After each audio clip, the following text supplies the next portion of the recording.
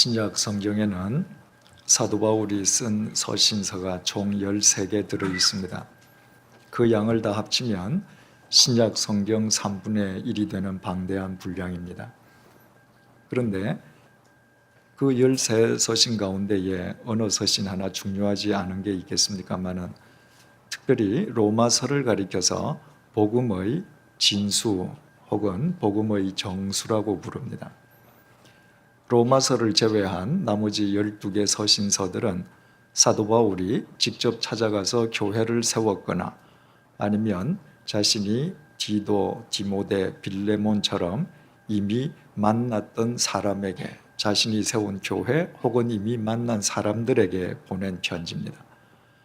그러니까 자신이 찾아가서 사람들을 만나고 교회를 세웠다, 혹은 디도, 디모데, 빌레몬처럼 자신이 이미 만난 적이 있다라고 하는 말의 의미는 직접 만나서 얼굴과 얼굴을 대면하고 그들에게 말로서 복음을 전했음을 의미하는 것이죠.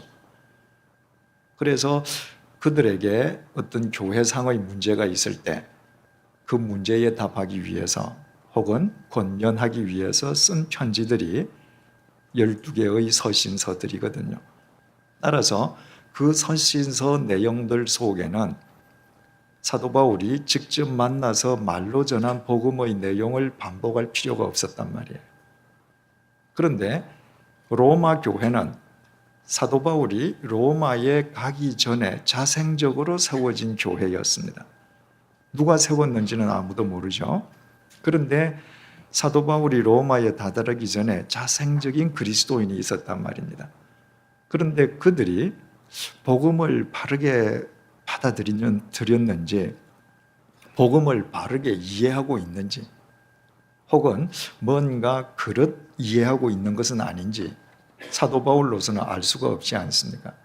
그래서 바울이 로마 교회를 직접 방문하기 전에 글로서 이것이 복음이다라고 쓴 내용이 로마서입니다.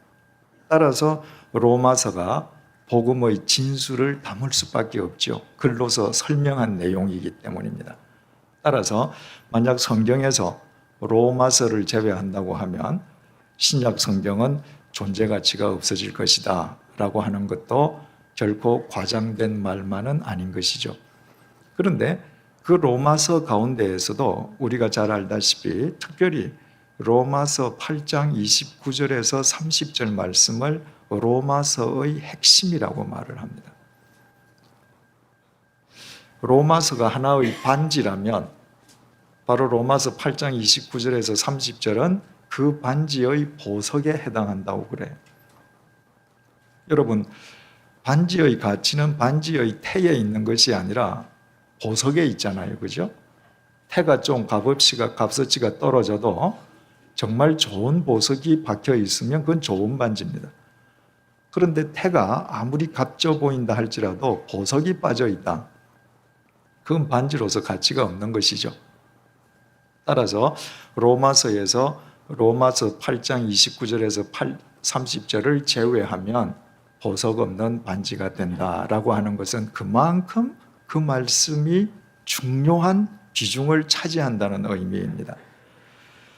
로마서 8장 29절이 이렇게 시작해요. 하나님이 미리 아신 자들을 또한 그 아들의 형상을 본받게 하기 위하여 미리 정하셨으니, 여기에서 중요한 단어는 하나님께서 미리 아시고 미리 정하셨다는 것입니다. 미리 아시고 미리 선택하셨다는 거예요. 여러분, 우리가 먼저 하나님을 알았습니까?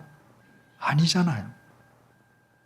하나님께서 먼저 우리를 아시고 하나님께서 먼저 우리를 택해 주셨다는 것입니다. 이것을 칼뱅은 하나님의 선행적 은혜라고 말했다고 그랬습니다. 내가 하나님을 위해서 그 어떤 일을 행하기도 전에 하나님께서 미리 선행적으로 먼저 은혜를 베풀어 주셨다는 거예요. 몇 번 말씀드렸습니다만은 우리가 태어나서 오늘에 이르기까지 우리 주위에서 우리와 함께 지내던 친구들, 동료들 한번 되돌아보십시다.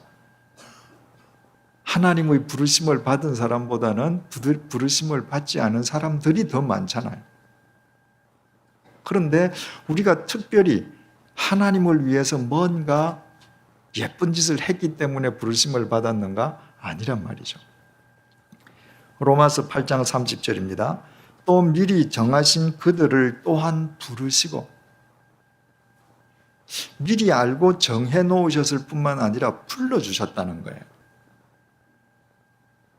내가 연말에 친한 친구들을 모시고 내가 아주 저녁을 한번 멋지게 베풀기로 결심을 했다고 합시다.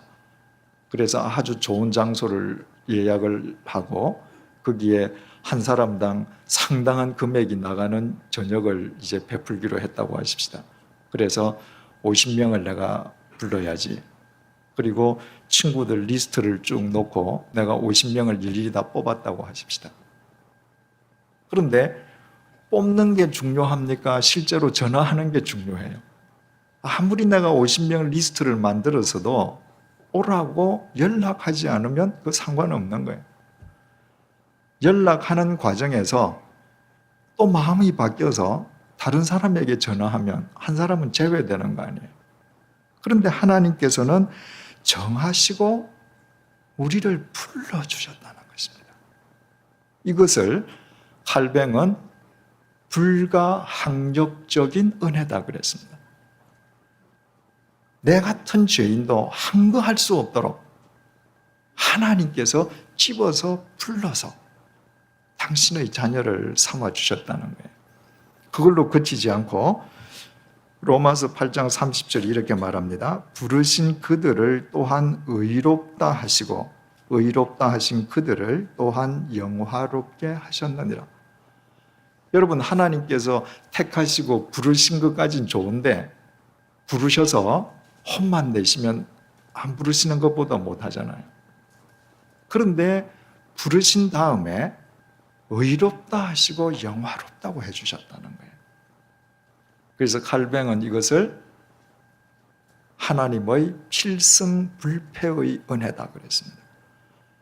내가 천하에서 파렴치한 인간이라 할지라도 세상 사람들은 모두 비도덕적이고 비윤리적인 인간이라고 할지라도 하나님께서 의롭다 하시면 필승불패, 그 사람은 그리스도 안에서 의로운 자가 되는데 우리를 그렇게 만들어 주셨다는 것이에요. 그래서 사도 바울은 로마서 8장 33절에서 이렇게 말했습니다. 누가 능히 하나님께서 택하신 자들을 고발하리요 의롭다 하신 이는 하나님이시라. 하나님께서 나를 찍어서 부르시고 너는 그리스도 안에서 의로운 자가 되었다고 공포하셨는데 누가 그것을 부정할 수 있겠느냐는 거예요. 로마서 8장 1절에서 2절입니다. 그러므로 이제 그리스도 예수 안에 있는 자에게는 결코 정죄함이 없나니 이는 그리스도 예수 안에 있는 생명의 성령의 법이 죄와 사망의 법에서 너를 해방하였습니다. 누구도 우리를 정죄할 수 없다는 것이에요. 여러분, 우리가 그리스도인이 되었다는 것은 바로 이런 것을 의미합니다. 하나님의 선행적인 은혜에 의해서 하나님의 택하심을 받고 하나님의 불가항력적인 은혜 속에서 하나님의 부르심을 입고 하나님의 필승불패의 은혜 속에서 의로운 자가 되었다는 것입니다. 이 사실을 알면 나라는 존재 자체가 신비스럽게 짝이 없는 존재라는 걸 알게 되죠. 내 존재가 그리스도 안에서 신비로운 그리스도와 연합된 존재임을 알게 됩니다. 이 사실을 분명히 깨닫고 믿는 사람이라면 거룩한 삶을 추구할 수밖에 없습니다. 전문적인 용어로 성화의 삶이죠. 이 신비로운 구원의 은혜를 주님께서 베풀어 주셔서 하나님의 자녀로 살아갈 수 있도록 해주셨는데 내가 이 길을 걸어가지 않는다면 예전처럼 무의미하게 내 인생을 험악하게 갉아먹는 인생을 되풀이하는 것밖에 안 되거든요. 주님의 이 신비스러운 구원을 정확하게 깨달았다면 그 옛날 삶을 반복할 이유가 없어지는 것이죠. 거룩이라고 하는 것은 구별이라고 그랬죠. 구별된 삶을 사는 것입니다. 내가 거룩한 삶을 살아서 구원받는 것이 결코 아니고 주님께서 선행적인 은혜로, 불가항력적인 은혜로, 필성불패의 은혜로 나를 의롭다고 구별해 주셨기 때문에, 그 사실을 믿기 때문에 지금부터 그 신비스러운 길 위에 나를 맡기는 것이죠. 나를 구별해서 사는 것이죠. 그것이 우리 그리스도인의 삶이 되는 것입니다. 그래서 주님의 은혜를 깨닫고 내가 주님의 그 신비스러운 구원의 손길에 나를 맡기고 살아갑니다 를 공개적으로 공포하는 예식이 바로 세례가 되는 것입니다. 세례라고 하는 말을 헬라 말로 밥티조라고 부르는데 그 말 자체의 의미는 물에 잠긴다라는 뜻이라고 했습니다. 그래서 마태복음 3장도 보면 예수님께서도 요단 강에서 세례를 받으시잖아요. 그죠? 내려가셔서 세례를 받으셔요. 자, 우리가 물에 잠길 때의 모양을 한번 생각을 해 보십시다. 물에 고개를 푹 넣어서 잠기면 어떻게 해야 됩니까? 물 안에서 숨 쉴 수가 없잖아요. 숨을 딱 멎습니다. 참고 물 속에 들어가야 돼.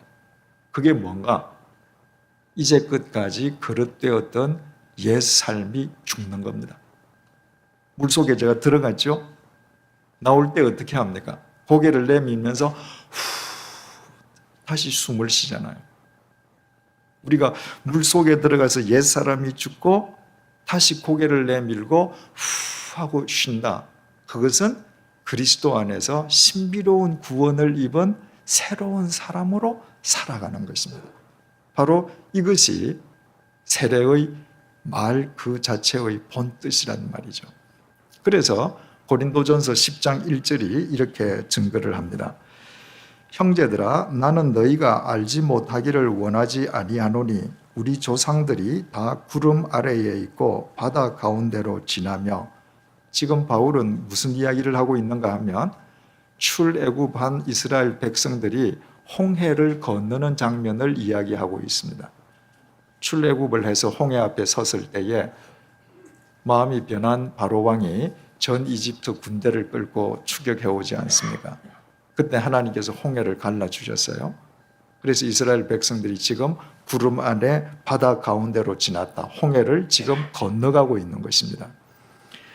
고린도전서 10장 2절입니다. 모세에게 속하여 다 구름과 바다에서 세례를 받고, 지금 이스라엘 백성들은 갈라진 홍해 사이로 지금 걸어가는 거예요. 그런데 사도 바울은 그 장면을 가리켜서 뭐라고 얘기했는가? 우리 선조들이 다 구름 아래 바다에서 세례를 받았다. 여러분, 그날 홍해에서 우리가 출애굽기를 몇 번을 읽어도 모세가 이스라엘 백성들 다 세워놓고 너희들 세례받기 원하느냐 문답한 적 없잖아요. 너희들 저기 들어가서 물에 잠기거나 아니면 내가 물 뿌려줄게 한 적이 없잖아요. 그런데도 세례를 받았다고 사도 바울이 정의를 했단 말이죠. 자, 아까 세례라고 하는 말 뜻 자체 밥티조라고 하는 것이 물속에 들어가서 숨을 멈추는 순간에 옛 사람은 죽고 나오는 순간에 새 사람으로 거듭난다는 것이 세례였잖아요. 바꾸어 말하면 옛 삶을 버리고 새로운 삶을 시작하는 획이 그어지는 예식이 세례란 말입니다. 그러니까 내가 물속에 100번을 잠겨도 내가 옛 삶을 청산하지 못하고 계속 되풀이한다. 그 사람은 세례교인일 수 없는 것이죠. 그죠? 그래서 세례의 중요성이 있다고 하면 어떤 형식, 어떤 모양의 형식적 절차를 거친 세례를 받았느냐가 아니라 본질적으로 옛사람의 죽음과 새사람으로의 거듭남의 획이 그어져 있느냐라고 하는 것이라고 지난 주일날 말씀드렸습니다. 자, 그러면 사도 바울이 이스라엘 백성들이 홍해를 건넌 것을 가리켜서 왜 세례라고 했는지 이제는 알 수 있죠. 그죠? 홍해가 갈라졌습니다. 이스라엘 백성들이 그 홍해를 건너갔죠. 그죠? 그런데 그 홍해가 갈라진 채로 있었습니까? 아닙니다. 이스라엘 백성들이 홍해를 건너서 강 저편으로 건너가자마자 홍해는 다시 합쳐졌습니다. 이스라엘 백성들에게 다시 옛날의 에집트의 삶으로 되돌아갈 수 있는 길은 닫혀버렸습니다. 옛 삶과의 단절이에요. 말하자면 이집트에서 어둠과 노예 생활하던 옛 삶이 끝난 것입니다. 그들에게 남아있는 것은 뭐예요? 뒷길은 막혔고 갈 수 있는 길이라고 하는 것은 가나안을 향해서 나아가는 새로운 길밖에 없단 말이죠. 그래서 옛 삶의 죽음과 새로운 삶을 향한 시작이라는 획이 그어졌기 때문에 사도 바울은 그 홍해 도강을 가리켜서 세례였다. 우리 조상들은 세례를 받았다. 이렇게 정의하고 설명했던 것입니다. 이스라엘 백성들이 그 홍해에 건너면서 새로운 삶의 획이 그어져서 본질적 세례 교인이 될 수 있었던 것은 전적으로 하나님의 은혜의 결과였죠. 하나님의 선행적인 은혜였습니다. 이스라엘 백성은 다른 민족보다 큰 민족이 아니라 가장 작고 보잘것없다 그랬잖아요. 그런데도 하나님께서 그 민족을 택해 주시는 선행적 은혜를 베풀어 주셨습니다. 뿐만 아니라 이스라엘아 너는 내 것이라 불러주셨습니다. 불가항력적인 은혜죠. 그리고 그 허물투성이의 이스라엘 백성을 당신의 선민으로 자녀로 세워주시는 필승불패의 은혜를 베풀어 주셨습니다. 그 은혜 속에서 이스라엘 백성들이 홍해에서 세례를 받을 수 있게 된 것이죠. 우리 역시도 본질적으로 그리스도 안에서 세례교인으로 살아갈 수 있는 그 토대는 하나님께서 베풀어 주신 은혜다. 선행적 은혜, 불가항력적인 은혜, 필승불패의 은혜라는 것이죠. 이것을 지난 주일 예배 시간에 말씀드린 것처럼 사도 바울은 세례를 주님의 연합이라고 정의하는 것으로 표현을 했다고 했습니다. 바로 십자가에서 돌아가신 예수님의 죽음과 연합해서 나의 옛 삶이 죽는 것이죠. 그리고 십자가에서 부활하신 예수님의 부활과 연합해서 새로운 삶을 시작하는 획이 그어지는 것이 세례다. 그렇게 설명을 했습니다. 갈라디아서 3장 27절을 통해서 사도 바울은 이 주님과의 연합인 세례를 더 분명하게 이렇게 설명을 했습니다. 누구든지 그리스도와 합하기 위하여 세례를 받은 자는 그리스도로 옷 입었느니라. 세례가 그리스도와의 연합인데 그 세례의 의미는 그리스도로 옷 입는 것이라는 것입니다. 자, 제가 그리스도라는 옷을 입었다. 그 그리스도의 옷 속에 저는 감추어지는 거잖아요. 보이는 것만 뭐만 보여요? 그리스도만 보이시는 것이죠. 그죠? 그것이 그리스도와 연합이라는 것입니다.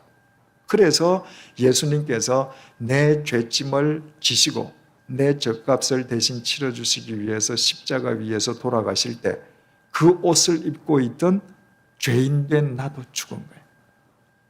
그리고 예수님께서 사흘째 되는 날 무덤을 깨뜨리시고 부활하실 때 그 옷을 입고 있는 나도 예수 그리스도와 함께 부활을 했다는 것입니다. 그래서 예수님께서 요한복음 11장을 통해서 이렇게 말씀하시지 않습니까? 나는 부활이요 생명이니 나를 믿는 자는 죽어도 살겠고 무릇 살아서 나를 믿는 자는 영원히 죽지 아니하리니 이것을 내가 믿느냐? 네가 나를 믿으면 죽어도 안 죽는다는 거예요. 살아서 믿으면 영원히 죽지 않는다는 거예요. 왜 그러죠? 우리의 코끝에서 호흡이 멎어서 우리의 육체는 죽는다 할지라도 우리는 누구를 옷 입고 있어요? 그리스도를 옷 입고 있어요. 예수 그리스도의 생명을 옷 입고 있습니다. 그러니까 우리의 육체는 흙으로 돌아갈 망정 우리의 영은 그분 안에서 영원히 산다는 것입니다. 바로 그 삶의 시작이 세례라는 거예요. 이 세례를 모세의 홍해를 세례라고 정의하기 이전에 하나님 아버지께서 우리에게 더 드라마틱하게 보여주신 구약 최초의 사건이 바로 노아의 홍수 사건입니다. 하나님께서 노아에게 이 세상이 패역했기 때문에 구원의 방주를 지으라고 명령하시지 않습니까? 그래서 노아가 오랜 세월에 걸쳐서 노아 방주를 완성하지요. 그죠? 길이가 축구장보다 더 깁니다. 그리고 그 속에 온갖 종류의 짐승들이 살 보금자리를 다 만들고 또 그 짐승들과 노아 식구들이 먹을 음식까지 식량까지 다 준비해서 미리 저장을 했습니다. 그리고 하나님께서 작정하신 날 하나님께서 온갖 짐승과 새를 다 보내셨죠. 그죠? 그래서 노아 식구도 들어가고 짐승도 들어가고 새들도 다 들어갔습니다. 16절 들어간 것들은 모든 것의 암수라 하나님이 그에게 명하신 대로 들어가매 여호와께서 그를 들여보내고 문을 닫으시니라. 다 들어가고 나니까 문을 누가 닫았다고요? 하나님께서 방주의 문을 닫으셨습니다. 하나님께서 닫으셨다라고 하는 말의 뜻은 사람은 절대로 못 연다는 거지요. 하나님께서 열어주시지 아니하시면 사람은 못 열어요. 17절 홍수가 땅에 40일 동안 계속된지라. 그 이후부터 40일 동안 홍수가 쏟아지기 시작했습니다. 그렇다면 노아에게 이 홍수는 뭡니까? 세례였다고 말이에요. 왜? 세상으로 나가는 길은 끝났습니다. 하나님이 닫았습니다. 나는 더 이상 세상으로 되돌아갈 수가 없어요. 오직 내가 갈 수 있는 길은 하나님에게 내 삶을 의탁하였으므로 하나님께서 인도하시는 대로만 내가 갈 수 있는 거예요. 방주에는 자체 동력이 없다 그랬죠. 키도 없고 닷도 없습니다. 내 마음대로 방향을 틀 수도 없고 속도를 조절할 수도 없습니다. 하나님 인도하시는 대로 갈 수밖에 없습니다. 그러니까 세상에 속하여 있던 노아의 옛사람은 하나님께서 문을 닫으시는 순간 죽고 하나님과 동행하는 새로운 삶의 길만 남아있단 말이죠. 그러니 하늘에서 쏟아지는 그 비야말로 노아 식구들에게는 세례가 되는 것이죠. 17절 홍수가 땅에 40일 동안 계속된지라 물이 많아져 방주가 땅에서 떠올랐고 지난 시간에 오신 분들은 떠올랐고에 공표가 되어 있습니까? 예. 자, 비가 쏟아졌습니다. 그죠? 노아가 미친 사람이라고 왜 저런 방주를 짓느냐고 조롱하던 사람들이 비가 오기 시작하니까 비가 오나 보다 하다가 1시간, 2시간 지나고 계속 쏟아지고 이거 아니구나. 와서 방주 앞에서 두드렸겠죠. 그죠? 그러나 문은 안 열려요. 하나님이 닫았으니까. 비가 오면 올수록 그들은 물속에 휩쓸려서 죽어갑니다. 그런데 비가 오면 올수록 방주는 높아져요. 방주는 올라갑니다. 왜 그러죠? 그들이 방주 속에 들어가 있기 때문에 방주가 올라간다라고 하는 것은 노아 자체가 올라가는 겁니다. 세상 사람들은 땅에서 꺼져가고 노아는 올라갑니다. 18절 물이 더 많아져 땅에 넘침에 방주가 물 위에 떠다녔으며 비가 오면 올수록 방주가 점점 떠오르다가 방주 밑바닥이 땅에서 턱 올라가니까 그 다음에 방주가 어떻게 해요? 떠다닙니다. 노아 세상이 되었습니다. 다른 사람은 없습니다. 노아 세상이 되었습니다. 19절에서 20절 물이 땅에 더욱 넘침에 천하의 높은 산이 다 잠겼더니 물이 불어서 15규빗이나 오르니 산들이 잠긴지라. 비가 많이 와서 천하의 가장 높은 산도 다 잠겼습니다. 그러니까 운동력이 활발한 사람은 계속 높은 데로 올라가 하다가 가장 높은 곳까지 올라갔겠죠. 그런데 방주는 그 가장 높은 곳보다 15규빗 더 위에 있습니다. 6.84m라고 그랬습니다. 여러분, 이 세상에서 아무리 성공하고 출세하고 이 세상에서 아무리 세상의 정상에 서 있는 사람이라 할지라도 우리는 6.84m 더 위에 있는 사람들이에요. 6.84m, 한 2층 정도 높이, 별거 아닌 것 같죠? 그런데 그 6.84m의 차이는 뭐라고 그랬습니까? 죽음과 삶의 차이요, 구원과 심판의 차이요, 영원한 생명과 영원한 멸망의 차이요. 그 차이는 영원한 차이단 말이죠. 23절, 지면의 모든 생물을 쓸어버리시니 곧 사람과 가축과 기는 것과 공중의 새까지라. 이들은 땅에서 쓸어버림을 당하였으되 오직 노아와 그와 함께 방주에 있던 자들만 남았더라. 세상의 모든 것은 다 없어졌습니다. 그런데 노아와 함께 방주에 있던 자들만 남았습니다. 방주에 있던 자들만. 왜 그들만 남았습니까? 노아 식구들이 방주로 옷 입고 있기 때문입니다. 노아 식구들이 옷 입고 있던 그 방주가 누구예요? 누구의 모형이에요? 바로 그리스도의 모형인 것입니다. 우리가 그리스도로 옷 입는다라고 하는 것, 우리가 세례교인이 된다고 하는 것은 바로 이런 것을 의미하는 것입니다.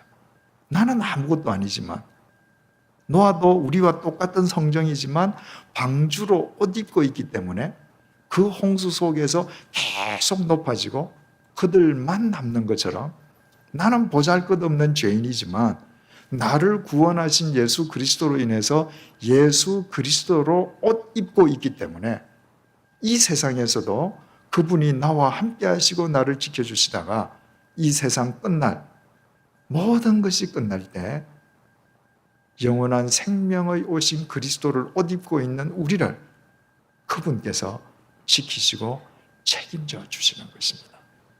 자, 23절을 다시 보십시다. 지면의 모든 생물을 쓸어버리시니 곧 사람과 가축과 기는 것과 공중의 새까지라. 이들은 땅에서 쓸어버림을 당하였으되 오직 노아와 노아, 그 노아의 공표를 하시고 각자 자기 이름을 써넣어 보십시다. 자기 이름을 써놓고 다시 우리 한번 읽어보십시다. 시작. 지면의 모든 생물을 쓸어버리시니 곧 사람과 가축과 기는 것과 공중의 새까지라. 이들은 땅에서 쓸어버림을 당하였으되 오직 제철이와 그와 함께 방주에 있던 자들만 남았더라. 믿어지십니까? 그러면 다시 노아와 그와 함께 방주에 있던 자, 방주에 있던 자, 거기를 줄을 치시고 그리스도로 옷 입은 자, 그 말로 바꾸십시다. 한 번에 다 바꾸면 헷갈리실까 봐 지금 두 번에 나누어서 하는 겁니다. 그럼 이제 다시 읽어요. 노아는 자기 이름을 붙이고 방주에 있던 자는 그리스도로 옷 입은 자입니다. 시작. 23절. 지면의 모든 생물을 쓸어버리시니 곧 사람과 가축과 기는 것과 공중의 새까지라. 이들은 땅에서 쓸어버림을 당하였으되 오직 제철이와 그와 함께 그리스도로 옷 입은 자들만 남았더라. 우리가 다 그리스도로 옷 입은 자로 살아갈 때 우리는 다 이 세상 끝날, 그 다음 하나님 나라 가서도 만나요, 안 만나요? 만나요. 우리는 영원히 남는 존재들이니까. 이것이 세례입니다. 믿어지십니까, 여러분들? 오늘 세례 받으시는 분들 믿어지십니까? 하나님 아버지, 비가 쏟아지기 시작했습니다. 이 세상은 아비규환으로 바뀌어 갑니다. 그러나 비가 오면 오는 만큼 노아가 탄 방주는 점점 더 높아졌습니다. 세상 사람들이 세상에서 가장 높은 곳으로 올라갔습니다. 그러나 노아의 방주는 그것보다 더 6.84m 높은 곳에 있었습니다. 주님, 그 방주 속에 있는 노아의 모습이 바로 예수 그리스도로 옷 입고 있는 우리 자신들임을 이 시간 눈으로 보게 해주시고 귀로 듣게 해주시고 영어로 확신시켜 주시는 것을 진심으로 감사합니다. 2008년도가 끝나갑니다. 혹 1년 동안 자신의 뜻이 무산됨으로 인해 절망 가운데 있는 주님의 백성들이 있습니까? 건강 문제로 여러 가지 어려운 문제로 인해서 힘들어하는 주의 백성이 있습니까? 오늘 창세기 말씀을 통하여 우리 자신들이 얼마나 존귀한 자들로 높임받는 자인지 깨닫게 해주심으로 위로받게 하시고 힘을 얻게 하시고 소망 얻게 하여 주옵소서. 그리하여 2008년도 연장선상에서 맞는 2008년도가 더 의미 있고 더 가치 있는 날들로 엮어지게 도와주옵소서. 이 시간 우리가 확실하게 그리스도로 옷 입는 자로 살아갈 때에 하나님께서 그 모든 필요한 것들을 책임져 주시고 우리의 영원한 보호자가 되어 주심을 믿고 확신하고 나아가도록 도와주옵소서. 우리 주 예수 그리스도의 은혜와 하나님의 사랑과 성령님의 교통하심이 그리스도로 옷 입고 살아갈 것을 결단하는 주님의 사람들과 100주년 기념교회 위에 이제로부터 영원토록 함께 해주시기를 간절히 축원하옵나이다. 아멘.